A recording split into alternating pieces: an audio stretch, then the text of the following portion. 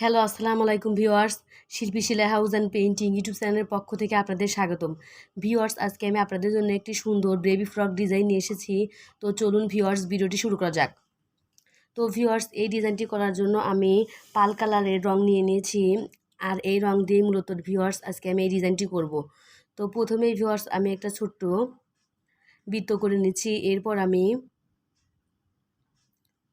তুলি দিয়ে আবারও মাঝখানে বিন্দুর মতো দিয়ে নিয়ে সুন্দর করে একটি ছোট ফুল তৈরি করে নিব। তো ভিউয়ার্স, এটা কিন্তু গোল্ডেন কালারের রং, আর আপনারা এগুলো যে কোনো দোকান থেকে কিনে নিতে পারবেন। আর আমি শুধু ভিউয়ার্স পুরো ফুল কিন্তু ওরকম করে আঁকিয়ে নিয়ে শুধুমাত্র রাউন্ডগুলো দিয়ে নিয়েছি। আপনারা আমাদের বাসায় যে জ্যামিতি বক্সগুলো থাকে, কম্পাস দিয়ে কিন্তু আপনারা সুন্দর করে দাগগুলো দিয়ে নেবেন। তো আমি কিন্তু কম্পাস দিয়ে দাগগুলো দিয়ে নিইনি। ঘরে থাকা যেগুলো জিনিস থাকে, অর্থাৎ ছোট বাটি কিংবা কাপ, এগুলো দিয়ে আমি সুন্দর করে দাগগুলো দিয়ে দিয়েছি, অর্থাৎ রাউন্ডগুলা।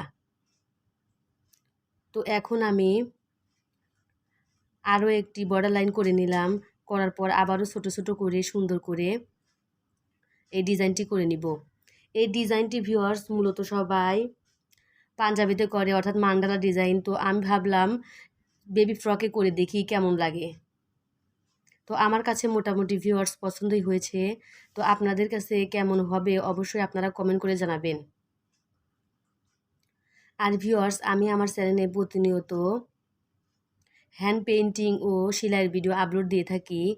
আপনারা অবশ্যই আমার চ্যানেলটি ভিজিট করে আসবেন। আর ভিডিও ভালো লাগলে অবশ্যই আমার চ্যানেলটি সাবস্ক্রাইব করবেন। আর আপনি যদি অলরেডি আমার চ্যানেলটি সাবস্ক্রাইব করে থাকেন তাহলে আপনাকে অসংখ্য অসংখ্য ধন্যবাদ। তো ভিউয়ার্স, আমি আবারও একটি রাউন্ড দিয়ে নিচ্ছি এই গোল্ডেন কালার রং দিয়ে।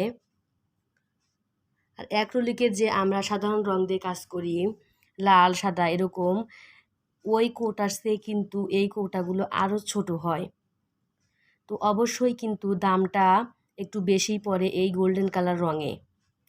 আপনারা যারা সচরাচর কাজ করেন তারা তো জানেনই, আর যারা নতুন জানেন না তারা একটু দেখবেন যে ওই বোতলের চেয়ে এই বোতলগুলাও ছোট, তারপর দামটাও একটু বেশি নেয়, কিন্তু কালারটাও কিন্তু আবার সুন্দর দেখায়। আপনারা নেভি ব্লু, কালো, নীল কালারের উপর যদি এই কালার দিয়ে কাজ করেন, অর্থাৎ গোল্ডেন কালার দিয়ে, তখন কিন্তু অনেক সুন্দর দেখায়।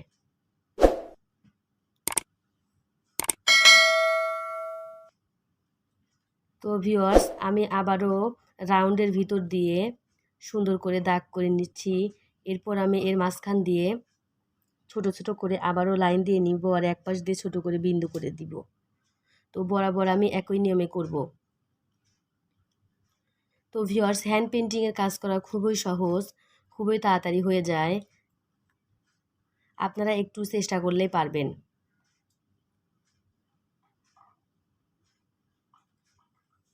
আর এটা কিন্তু আমি আসলে রোদ্রে শুকাই না, আমি 24 ঘন্টা বারান্দায় একটু সুন্দর করে রেখে দেই।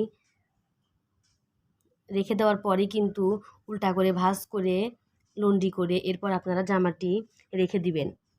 আর যদি অর্ডারই থাকে তাহলে সুন্দর করে আপনারা বলে দিবেন যে 7 দিন পর ধুতে পারবেন। 7 থেকে 15 দিন পর ধুলে কিন্তু আর রঙটি উঠবে না। আর যদি আপনারা একদম টাটকা যে রোদটা থাকে, অর্থাৎ অনেক রৌদ্র, ওটার ভিতরে যদি আপনারা শুকান তাহলে অনেক সময় কি ডিজাইনটা ফেটে ফেটে যায়, এরকম মনে হয় যে ফাটা ফাটা লাগতেছে। আর যদি আপনারা যেখানে ছায়া থাকে, অর্থাৎ হালকা হালকা রোদ, হালকা হালকা ছায়া, ওখানে যদি আপনারা শুকান তাহলে কিন্তু সুন্দরভাবে শুকিয়ে যাবে। তো আমি সাধারণত বাইরে দেই না, আমি বারান্দাতেই 2-3 দিন রেখে দেই, এরপর সুন্দর করে ভাঁজ করে তারপরে লন্ডি করে রেডি করে ফেলি।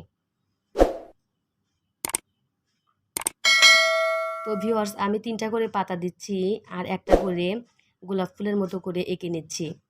আর গোলাপ ফুলগুলো কিন্তু ভিউয়ার্স আমি এঁকে নিইনি, আমি কিন্তু এটা আমার হাতের ইশারায় করছি। আপনারা যদি নতুন হয়ে থাকেন তাহলে অবশ্যই পেন্সিল দিয়ে এঁকে নেবেন। তো আমি শুধু একটা করে ফুটা দিয়ে মার্ক করে নিয়েছি যে এইভাবে যাতে আমার ডিজাইনটি ঠিক থাকে, অর্থাৎ আমার যাতে ফুলগুলো সমান সমান হয়।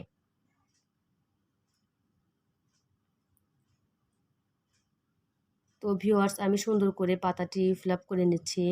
আর গোল্ডেন কালার রং দিয়ে আপনারা যখনই কাজ করবেন অবশ্যই এক কালার রাখার চেষ্টা করবেন, তাহলে দেখতে সুন্দর লাগে। তো আমি একটা বড় ফুটা দিয়ে নিচ্ছি, এরপর আমি 4টা করে ছোট ফুটা দিয়ে নিব, আবারও বড় ফুটা দিয়ে নিব। এইভাবে দিলে কিন্তু পরে ডিজাইনটা অনেক সুন্দর লাগবে। এখন হয়তো আমি করছি বলে ভাল লাগতেছে না, কিন্তু পরে কিন্তু অনেক সুন্দর দেখাবে। আর আমি 1 স্কেল পরিমাণ করে দাগ দিয়ে নিয়েছি লম্বা করে।